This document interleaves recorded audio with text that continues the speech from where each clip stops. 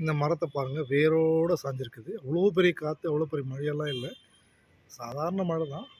சாதாரண மழைக்கு இதெல்லாம் வந்து தாங்காத மரங்க.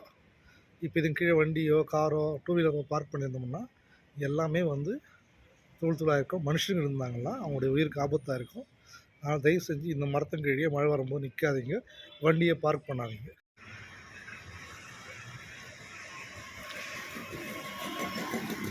இந்த மரத்தை பார்த்தீங்களா, இப்போ பெஞ்ச மழைக்கு மத்தியானம் ஒரு 4 மணிக்கு மழை ஆரம்பிச்சிச்சு.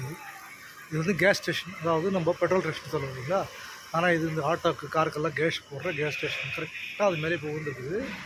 மேற்கு ஒரு தடுத்துருக்குது, அதனால் தப்பிச்சிக்கிச்சு. பாருங்கள் மேலே போயிருக்கு பாருங்களா. இல்லைன்னா அது மேலே ஜோராக விழுந்துருந்துச்சுன்னா அந்த காம்பவுண்ட் உடச்சி தான் விழுந்துருக்குது. ஜோராக விழுந்துருந்துச்சுனாக்கா இந்த கேஸ் ஸ்டேஷனு தீப்பற்றி விட்டு வச்சுருக்கலாம்.